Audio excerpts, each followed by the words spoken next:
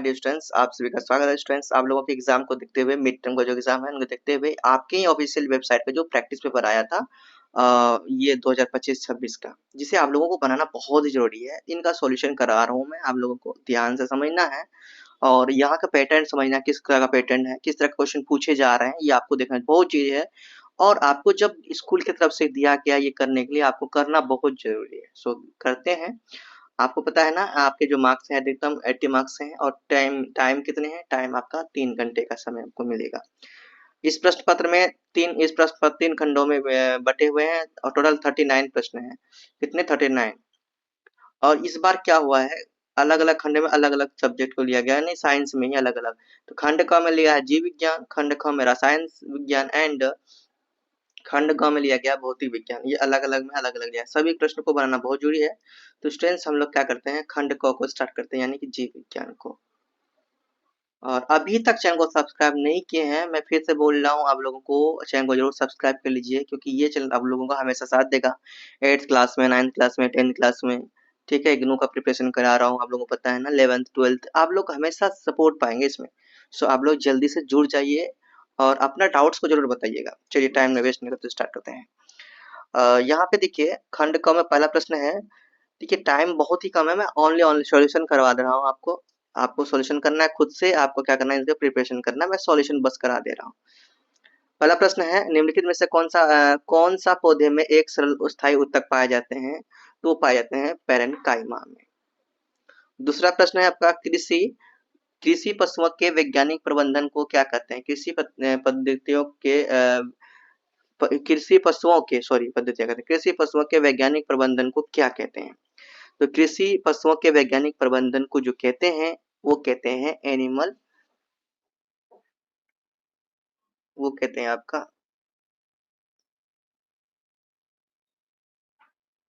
पशुपालन। क्या कहते हैं? पशुपालन कहते हैं, ठीक है। तो आगे नेक्स्ट है थर्ड नंबर। घास में पर्व संधियों को लंबा करने में किस प्रकार के का विभेज्योत्मक मदद करता है? तो वो मदद करता है स्टूडेंट्स अंतर्वृष्टि विभेज्योत्मक, है ना। कौन? अंतर्वृष्टि विभेज्योतक, अंतर्वृष्टि विभेज्योतक, ये option number b. Third number, 4 number देखिए, जाइलम का मुख्य कार्य क्या है? तो जाइलम का मुख्य कार्य है जल और खनिजों का संवहन करना। विसरण क्या है? विसरण क्या है भाई? यहाँ पे विसरण क्या कर रहा है? विसरण कर रहा है अणुओं का उच्च सांद्रता से निम्न सांद्रता की ओर गति, है ना। मिश्रित मत्स्य संवर्धन है 5 से 6 प्रजातियों की मछलियों का एक साथ पालन, ठीक है। 6 नंबर, खाद उर्वरक से बेहतर है क्योंकि क्यों क्योंकि ये मिट्टी की उर्वरता और जल धारण क्षमता को क्या करती है? बढ़ाती है। 8 नंबर है क्वेश्चन, और 8 नंबर में है कारण और क्या है उनके अभिकथन और कारण। तो पढ़ना है, अभिकथन और कारण पढ़िए। और कह रहा है कि अगर ये यानी कि अभिकथन और कारण आर दोनों अगर सत्य है तो आर का, और दोनों सत्य है और आर जो है रीजन जो होगा वो अभिकथन की सही व्याख्या होगा, तो आपको ए लगाना है। अगर क्या है, ए और आर दोनों सत्य रहेगा लेकिन आर ए की सही व्याख्या नहीं रहेगा, है ना। मतलब कि ये ऊपर पहला नंबर में कहा गया कि ए जो कि कारण और जो अभिकथन दोनों अगर सत्य रहेगा और कारण का यानी कि अभिकथन का कारण जो व्याख्या जो देगा वो सही देगा, तो ए लगाना है। दोनों सत्य रहेगा बट कारण गलत रहेगा, तो बी लगाना है। दोनों सत्य रहेगा लेकिन रीजन कारण क्या, दोनों यानी एक सत्य रहेगा और एक असत्य रहेगा, मतलब कारण असत्य रहेगा, तो आपको सी लगाना है। और ये असत्य रहेगा मतलब कि कथन असत्य रहेगा और कारण सही रहेगा, तो आर लगाना है। कारण असत्य रहेगा तो क्या लगाना है? डी लगाना है। ये है। चलिए पढ़ते हैं। अभिकथन, कोशिका भित्ति पादप और जंतु दोनों कोशिकाओं में मौजूद होती है। सही बात है, सही कह रहे हैं। और दूसरा है कि कोशिका भित्ति कोशिकाओं को कठोरता कठोरता और सुरक्षा प्रदान करती है। देखिए, दोनों सही बता रहे हैं, दोनों के दोनों क्या बता रहे हैं? सही बता रहे हैं। लेकिन ये कुछ अलग बात कह रहे हैं और ये कुछ अलग बात कर रहे हैं, ठीक है। तो दोनों अलग अलग बात कर रहे हैं, दोनों सही है, तो ये हम लोग क्या करेंगे? बी नंबर डाल देंगे। बी नंबर डाल देंगे, ठीक है। इस तरह से राइट हो जाएगा। अब हम लोग यहाँ पर नेक्स्ट क्वेश्चन देखते हैं। अब नेक्स्ट क्वेश्चन है यहाँ पे ये एमसीक्यू नहीं है, ये आपका 2 नंबर का प्रश्न देखिए। पर ए और बी में से एक का उत्तर, किसी एक का उत्तर देना है ना। ए है और बी है और है ना, तो ए या बी में किसी एक का उत्तर देना है। पहला प्रश्न है स्टूडेंट्स, कोशिका कोशिका की आत्मघाती थैली कहलाने वाली कोशिकांग का नाम बताइए और इसे ऐसा नाम क्यों दिया गया। इसका आंसर देखिए, यहाँ पे देखिए 9 नंबर का ए नंबर, जीव विज्ञान आपका खंड का ही आंसर है। यहाँ पे देखिए, तो आंसर होगा लाइसोसोम को कोशिका की आत्मघाती थैली कहा जाता है, क्योंकि वे कोशिका को खराब करने वाले जो पाचक एंजाइमों को क्या करते हैं, स्राव करते हैं।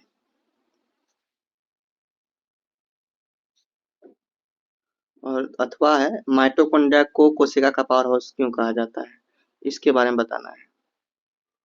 आंसर लिखेंगे माइटोकॉन्ड्रिया कोशिका में श्वसन के स्थल होते हैं और श्वसन की प्रक्रिया के दौरान माइटोकॉन्ड्रिया एटीपी एडेनोसिन ट्राइफॉस्फेट के रूप में ऊर्जा उत्पन्न करते हैं, इसलिए इन्हें कोशिका का क्या कहते हैं, पावर हाउस कहा जाता है।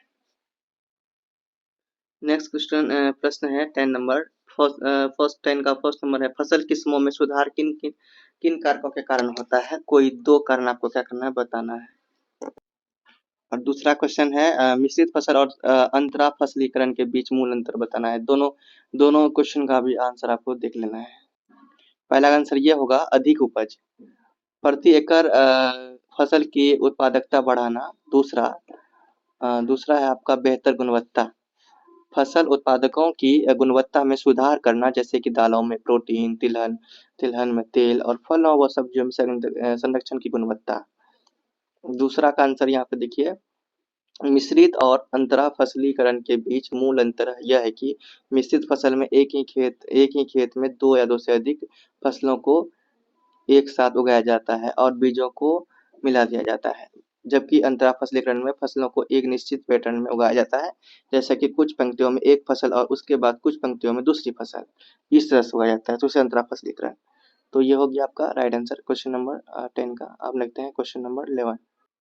क्वेश्चन नंबर 11 है स्टूडेंट देखिए, व्याख्या कीजिए कि कोशिका को जीवन की संरचनात्मक और क्रियात्मक इकाई क्यों कहा जाता है। 3 नंबर का है। आंसर देखिए, कोशिकांगों के कारण ही कोई कोशिका जीवित रहती है और अपने सभी कार्य करती है, इसलिए कोशिका को जीवन की संरचनात्मक और क्रियात्मक इकाई क्या कहते हैं। और 12 नंबर है, 3 क्वेश्चन में से 3 नंबर है यहाँ पे देखिए। पहला है हृदय की मांसपेशियों को अनिच्छिक मांसपेशी क्यों कहा जाता है। दूसरा, एक छात्र खेलते समय अपने पैर की मांसपेशियों में चोट लगने के कारण कुछ दिनों तक ठीक से नहीं चल पाया, किस प्रकार की मांसपेशी ऊतक में चोट लगी थी। तीसरा है रिया ने एक गर्म तवे को छुआ और तुरंत अपना हाथ हटा लिया, इस त्वरित प्रतिक्रिया के लिए जिम्मेदार ऊतक का नाम बताइए। तो 12 नंबर का आंसर आपको देना है। फर्स्ट ये कि हृदय की मांसपेशियों को अनिच्छिक मांसपेशियां कहा जाता है, क्योंकि बिना किसी संचेतन नियंत्रण के ही स्वयं ही क्या करती है, स्वीकृति और शिथिल होती है, स्वयं स्वीकृति और स्वयं खुल जाती है, मतलब फैलती है।